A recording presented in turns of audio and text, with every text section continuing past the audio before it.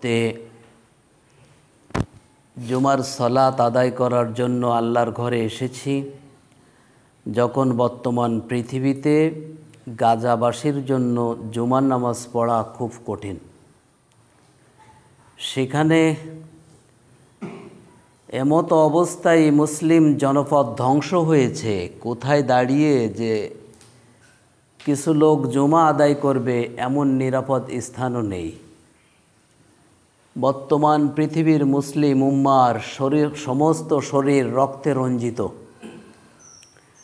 তার মধ্যে আমরা আছি তালে বিভিন্ন কায়দায়। এক মুসলমান আর এক মুসলমানের বিরুদ্ধে লেগে আছি। এক ইমাম আর এক ইমামকে সহ্য করতে পারে না, আছে না নেই? এক ইমাম সাহেবের কাছে যেই বলবেন আমাদের মসজিদে আজকের ইমাম সাহেব এইভাবে এই কথা বলছিল, কারণ আমাদের স্বভাব হচ্ছে শোনার সময় খেয়াল করে শুনি না, বোঝার সময় উল্টো বুঝি আর বলার সময় আরও উল্টো করি বলি। ওই ইমাম সাহেব বলে, দূর, ওই ইমাম সাহেবের কোনো এলেম কালাম আছে? আমি তো কোনো হাদিসেই পেলাম না। বলেন, হাদিসের একখান গ্রন্থ না অনেক গ্রন্থ? আহমদ ইবনে হাম্বল রাহিমাহুমুল্লাহ, তিনি যে হাদিস সংকলন করেছে মুসনাদে আহমদ, হাজার হাজার হাদিস। একই কোনো মানুষের পক্ষে, একার পক্ষে সব গ্রন্থ মুখস্থ করা সহজ না। তো যেভাবে বলে একজন সাধারণ ইমাম, মনে হলো যেন উনি হাফেজ হয়ে আছে সব হাদিসের। এগুলো থেকে আমাদেরকে বেরিয়ে আসতে হবে। এক ইমাম আর এক ইমামকে সহ্য করতে পারে না। দুই পকেটমার ডাকাত এক বিছানায় ঘুমাতে পারে, অথচ দুই হুজুর আর এক বিছানায় ঘুমানোর মতো নেই। এমন একটি অবস্থা আমাদের ভিতরে বিরাজমান। আমাদের ভিতরে কেউ আহলে হাদিস, কেউ সুন্নি, কেউ হানাফি, কেউ মালিকি, কেউ শাফিঈ, কেউ হাম্বলি, এই নিয়ে চলছে তোলপাড় ফতোয়া। হানাফি মাযহাবের আলেম বলতেছে এটা হয়নি, আহলে হাদিসের ইমাম সাহেব, আলেম সাহেব বলতেছে ধরিয়ে নিয়ে ওর মুখে পেশাব করি দে। এই চলছে আজ বাজার। ইউটিউব, ফেসবুক তথা সোশ্যাল মিডিয়া সরগরম। অথচ আল্লাহ নবী সাল্লাল্লাহু আলাইহি ওয়াসাল্লাম তার উম্মতের কাছে জিজ্ঞাসা করেছিলেন, তোমরা কি জানো শেষ সময়ে কোন আমল আল্লাহর কাছে বেশি পছন্দের হবে? সাহাবা ইকরাম রিদওয়ানুল্লাহি আলাইহিম আজমাইন বললেন, আল্লাহু ওয়া রাসূলুহু আ'লাম, আল্লাহ এবং আল্লাহর রসুল ভালো জানেন। আল্লাহ নবী সাল্লাল্লাহু আলাইহি ওয়াসাল্লাম বললেন, এই যে খুতবার ভিতরে আমরা শুনি না, সুম্মাল্লাযীনা ইয়ালুনাহুম সুম্মাল্লাযীনা ইয়ালুনাহুম ওয়া সুলতানু যিল্লুল্লাহি ফিল আরদি মান আহানা সুলতানাল্লাহি ফিল আরদি মান আহানাহুল্লাহ। এই দুটো খেলাফত পতনের পর এমন জিল্লত পৃথিবীতে শুরু হবে, রাজ্য রাজনীতি নিয়ে ভাই ভাই আলাদা, এক পরিবারে স্বামী স্ত্রী দুই দল করে, আছে না নেই? আছে। বিএনপির থেকে নমিনেটেড হয় স্ত্রী, স্বামী আওয়ামী লীগের থেকে নমিনেটেড হয়, আছে না এদেশে? এমন বিপদ, দুইজন দুই স্টেজে যখন ভাষণ দেয় মনে হয় একজন মঙ্গল গ্রহের আর একজন শুক্র গ্রহের, থাকে আবার এক রুমে। মানে পাবলিক ভাঙ্গায় খাওয়ার যত রকম পায় তারা সব আমাদের ভিতরে আছে। ইমাম সাহেব প্রত্যেকটা মসজিদে আজ হয়ে গেছে, যে মসজিদের যিনি ইমাম সেখানে তার মাযহাব চলে না, হানাফি চলে না, শাফিঈ চলে না, সালাফি চলে, ওই ইমামের মাযহাব চলে। ঠিক বললাম না ভুল বললাম? কারণ ওই ইমাম যেভাবে চলে, যেভাবে চালাতে চায় মুসল্লি মসজিদ সেইভাবে চলে। ওই ইমামের পরিবর্তন যদি কখনো হয়, কখনো সহি হাদিস যদি কারোর সামনে এনে দেওয়া হয়, তখন বলে হ্যাঁ পাগল, তুমি বেশি বোঝো, আমাদের ওই ইমাম 15 বছর পড়াই গেছে এই কায়দায়। তার মানে হচ্ছে ওই ইমাম উনার মাযহাবই চালাচ্ছে। তো আমাদের বেশিরভাগ অবস্থা আজ যখন এই, মূল কথা হচ্ছে কারোর বদনাম, কারোর সুনাম, কাউকে মোটা করা, কাউকে চওড়া করা, এটা উদ্দেশ্য নয়। উদ্দেশ্য হচ্ছে আমাদের ইসলাহ হওয়া। আল্লাহ নবী সাল্লাল্লাহু আলাইহি ওয়াসাল্লাম আমাদেরকে বারবার সতর্ক করেছে, আল আসাদ্দু গিবাদু মিনাল জিনা, তোমরা শুনে রাখো, টুপি মাথায় দিয়ে জিনার গুনাহ অর্জন করো না। অনেক মানুষ আছে সবসময় পাগড়ি মাথায় দিয়ে চলে, সবসময় লম্বা জামা গায়ে আছে, টুপি মাথায় আছে, মুখে দাড়ি আছে, অথচ অন্যের গীবত করার কারণে আমল নামায় জিনার গুনাহ উঠতেছে, লোকটা জানে না। এই রকম চরিত্রের লোক দু একজন আমাদের মহল্লায় আছে না নেই? আছে, থাকাই স্বাভাবিক, সব জায়গায় আছে, আমাদের ওখানেও আছে। আল্লাহ বলেন, ইন্নাল্লাহ, নিশ্চয় আমি আল্লাহ, জামিউল মুনাফিকিনা ওয়াল কাফিরিনা ফি জাহান্নাম জামিআ, আমি নিশ্চয়, আমি আল্লাহ জাহান্নামের ভিতরে জামিয়া, একত্রিত করব কাফের আর মুনাফিক। তা আগে নাম দিয়েছে মুনাফিকিন ওয়াল কাফিরিন, আগে মুনাফিক তারপরে কি কাফের। আমি মুনাফিক আর কাফেরদেরকে একত্রিত করব জাহান্নামের ভিতরে। পল্টনে? হ্যাঁ, কোন জায়গায় একত্রিত করবে? জাহান্নামের ভিতরে একত্রিত করবে, তাদের মিলন মেলা হবে, খুব সুখকর হবে বিষয়টা মনে হয় জাহান্নামের ভিতরে। ইন্নাল মুনাফিকিনা ফি দারকিল আসফালি মিনান নার, এই নিফাকি স্বভাব, মুনাফিকি যার ভিতরে থাকবে, মুনাফিক যিনি হবেন, তাকে দিয়েই জাহান্নামের তলদেশ পূর্ণ করা হবে। জোরে সোরে বলেন নাউযু বিল্লাহ। তাহলে আবু জেহেল আগে যাবে না মুসলমানের ভিতরে মুনাফিক যারা তারা আগে যাবে? জাহান্নামের তলদেশে কারা যাবে, মুনাফিক না আবু জেহেল? তাহলে ইসলামের স্বীকৃত দুশমন, চূড়ান্ত পর্যায়ের কুফফার আবু জাহেল, বদরের প্রান্তরে যিনি জাহান্নামের টিকিট পেয়েছেন ফাইনালি, এই আবু জেহেলও অত নিকৃষ্ট জায়গায় যাবে না, এই কালেমা পড়া মুনাফিক যে স্তরে যাবে। আরো আসতে কন,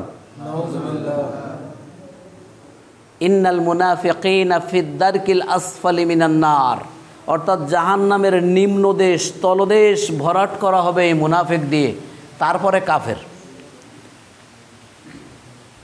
ওয়ালান তাজিদা লাহুম নাসীরা, লামে তাকিদ করে আল্লাহ বলতেছেন এদের জন্য কোনো সাহায্যকারী আসবে না, ওখান থেকে উদ্ধার করার জন্য কোনো সুপারিশকারী, কোনো সাহায্যকারী, তাদের পক্ষে কেউ সাফাই গাইবে এমন কাউকে সে পাবে না। কথাটা কি ভালো না মন্দ? অনেক জাহান্নামী হবে যাদেরকে সুপারিশ করে আবার জান্নাতে দেওয়া হবে, এমন পরিবেশ হবে আল্লাহ পাক রব্বুল আলামিন কোনো জান্নাতির আকাঙ্ক্ষা অপূর্ণ রাখবে না। জান্নাতে যখন আমার বদর ভাই যাবে, তখন যদি মনে পড়ে কি ব্যাপার, আহারে হাবের সাহেবের কত কথা শুনেছি, তো হাবের সাহেব কই, ডাক্তার বশিয়ার রহমান কই, একসাথে নামাজ কালাম পড়তাম। জান্নাতে না পাওয়ার কারণে আল্লাহকে বলবে, আল্লাহ আমার ওই পরিচিত মুখটা কোথায়? আল্লাহ জানিয়ে দেবে, সে তো জাহান্নামবাসী হয়ে গেছে, আল্লাহ ওকে একটু জান্নাতে দাও না, মাফ করে দাও। আল্লাহ জান্নাতির মনের খায়েশকে মেটানোর জন্য আল্লাহ ওই বান্দাকে মাফ করে দেবে, সুবহানাল্লাহ। কিন্তু মুনাফিকদের জন্য এমন কিছু হবে, ওয়ালান তাজিদা লাহুম নাসীরা, তার জন্য কোনো সাহায্যকারী সে পাবে না। এই মুনাফিকি, এই আলামতগুলো কোরআনের ভিতরে অনেক জায়গায় বর্ণনা করা হয়েছে বিভিন্নভাবে, যে মুনাফিকের চরিত্র কেমন হবে, এদের আলামত কি। হাদিসের পরিভাষায় বলা হয়েছে তিনটা, আয়াতুল মুনাফিকি সালাসা, ইযা হাদ্দাসা কাযাবা ওয়া ইযা ওয়া'দা আখলাফা ওয়া ইযা তুমিন আখান। রাওয়াহুল বুখারী। সুনানে বুখারীতে আসছে মুনাফিকের প্রথমত আলামত তিনটা, কথায় কথায় মিথ্যা বলে, কথায় কথায় মিথ্যা বলে, আরো আসতে কোন, কথায় কথায় মিথ্যা বলে। মিথ্যা কি আছে না নেই? হ্যালো, আসসালামু আলাইকুম। ওয়ালাইকুম আসসালাম। আব্দুল হামিদ ভাই কোন জায়গায়? তো আমি এইমাত্র ওই বান্দাঘাটায়। আছে কোথায়? কনে আব্দুল হামিদ ভাই কনে? এই মিথ্যা আছে না নেই? আছে। মিথ্যা বলা সগীরা না কবিরা গুনাহ? আপনি যে ফোনে কালীগঞ্জ বাজারে দাঁড়ায় পড়ে বললেন যে আমি চিনে টোলাই, এই যে কথাটা বললেন, এর জন্য কি কখনো অনুশোচনা হবে? না। আদি মনে করেছেন, সাধারণ মনে করেছেন, এটা মিথ্যাই মনে করেননি, অথচ গুনাহটা কবিরা। ওই যে আত্মহত্যাকারী আত্মহত্যা করে মরে গেছে বদর ভাই, সকালে যদি শোনেন এই মসজিদের সবাই আফসোস করবে, আহারে বদরের মতো ভালো মানুষ, কাউরে ফাঁকি দেয় না, ধোকা দেয় না, মিথ্যা কথা বলে না, পরনিন্দা করে না, চুগলখড়ি করে না, লোকটা আত্মহত্যা করে মারা গেল। হায় হায় হায়। এই বাচ্চারা, আফসোস কেন? একটা কবিরা গুনার সাথে মারা গেছে। যে লোক আত্মহত্যা করে মারা যায় সে কি ফাইনালি জাহান্নামী না কোনোদিন জান্নাতে যাবে? জান্নাতে যাবে। তার গুনাহ, কবিরা গুনার জন্য পানিশমেন্ট খাটার পরে ফাইনালি একদিন জান্নাতে যাবে। তবে হাদিসের পরিভাষায় বলা হয়েছে, মান কাতালা নাফসাম বিশাইইন উযযিবা বিহি ইয়াউমাল কিয়ামাহ। যে যেভাবে আত্মহত্যা করবে, নিজেকে নিজে হত্যা করবে, তাকে ঠিক সেই সাজাটাই দেবে জাহান্নামের ভিতরে। যদি কেউ ছুরি দিয়ে স্টেবিং করে মারা যায়, জাহান্নামের ভিতরে অনাবরত সে ছুরি মারতে থাকবে, মরতে থাকবে, বাঁচতে থাকবে, আবার বাঁচবে, আবার মারবে, এমনি করে সাজা চলবে। যদি কেউ গলায় রশি দিয়ে মরে, এমনি করে চলবে। তো সুতরাং নিজেকে নিজে হত্যা করা জাহান্নামে জায়গা নির্ধারিত করে নেওয়া। কিন্তু এই লোক ফাইনালি আজীবনের জন্য, খালিদিনা ফিহা না, সারা জীবনের জন্য না, এই কবিরা গুনার সাথে মারা গিয়েছে, তওবার সুযোগ নেই। এই জন্যে আমরা আফসোস করি লোকটা তো জাহান্নামে যাবে, কারণ কবিরা গুনার সাথে মারা গেছে, কি তওবা করার সুযোগ পেয়েছে? অথচ আপনি প্রত্যেক দিন 60টি মিথ্যা কথা বলেন, 100টা মিথ্যা কথা বলেন, এর জন্যও তওবা করেন না, আর কখনো অনুশোচনা বোধটাও নেই যে এটা বলা উচিত হয়নি।